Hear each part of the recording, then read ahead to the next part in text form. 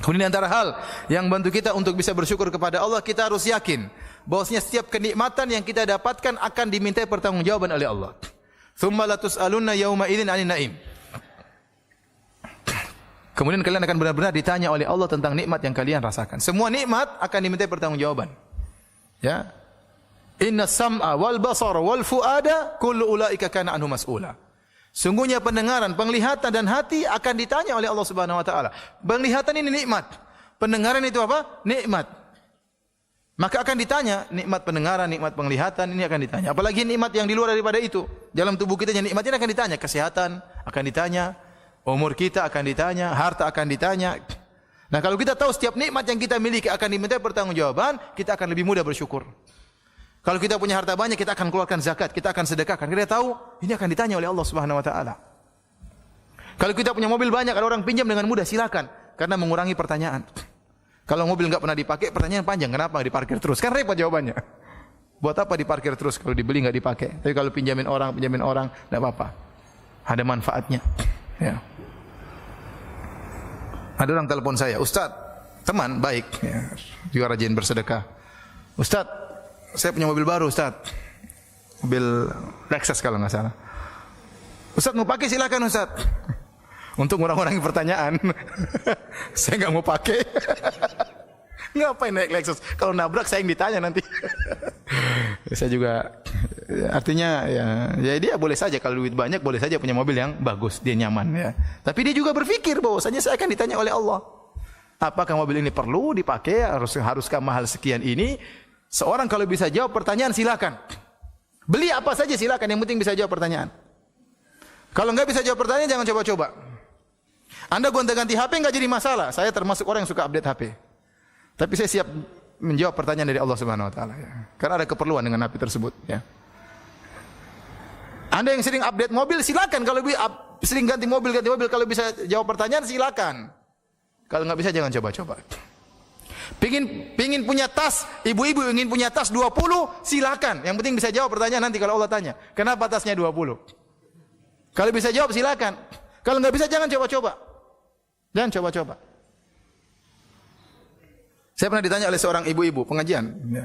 Ustaz, saya seorang wanita yang sudah bersedekah, saya sudah begini, Ustaz, saya sudah bayar zakat. Ya, bolehkah saya beli tas harganya 600 juta? Saya bilang buat apa 600 juta tas? Ya buat apa? Tas 600 juta buat apa? Kalau Allah tanya gimana jawabnya? Itu tas hebat kah? Bisa simpan mobil, bisa simpan rumah. 600 juta ngapain? Buat tas kecil begini buat apa? Buat apa? Ya. Khawatir tas seperti itu buat orang sombong karena yang ditampilkan mereknya. 600 juta, apa fungsinya? Bedanya 600 juta dengan tas harga 3 juta. Apa bedanya? Enggak ada bedanya. Kenapa harus 600 juta? Kalau bisa jawab pertanyaan Allah, silakan. Karena setiap nikmat yang kita rasakan ditanya oleh Allah Subhanahu wa taala. Intinya kalau bisa jawab silakan, enggak ada yang larang. Maka seorang tatkala ingin beli sesuatu, ya tanya, ini bisa jawab enggak pertanyaannya kalau ditanya oleh Allah? Kalau bisa silakan. Silakan. Kalau enggak bisa jangan coba-coba. Hanya memberikan, hanya menambah apa?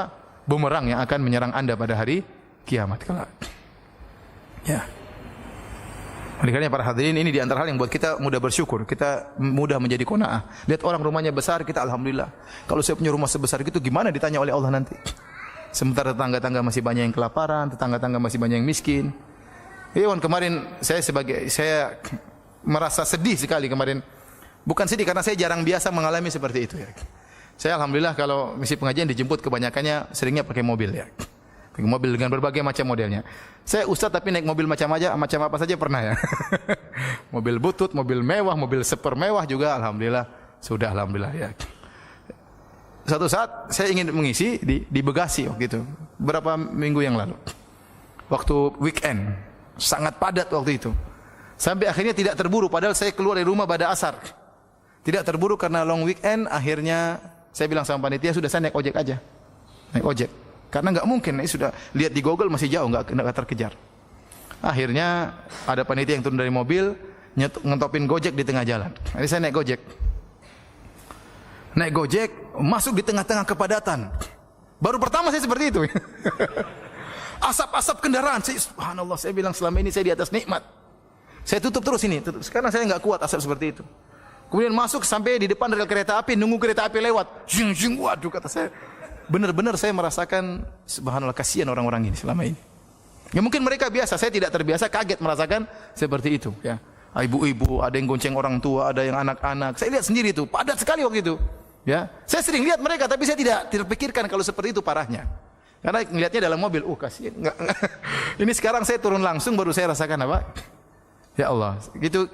Ya meskipun saya naik mobil orang, bukan mobil sendiri, nikmatnya luar biasa. Jadi kalau kita lihat seperti ini dan kita lihat ke bawah, ya, kita juga tahu bahwasanya nikmat, setiap nikmat akan ditanya oleh Allah Subhanahu wa taala, memudahkan kita untuk bersyukur. Ya. Antum bayangkan orang punya, saya bisa bayangkan orang punya rumah 8. Itu gimana nanti di akhirat? Ya. Orang punya rumah 8, kemudian punya mobil 10. Gimana ditanya di akhirat? Ya kalau semuanya diperlukan enggak apa-apa, dia bisa, yang penting dia bisa jawab. Tapi kalau cuma dipajang aja, kapan dia sedekah buat masjid, kapan dia bangun pondok, ini harta semua akan ditanya. Pertanyaan bakalan apa? Bakalan panjang.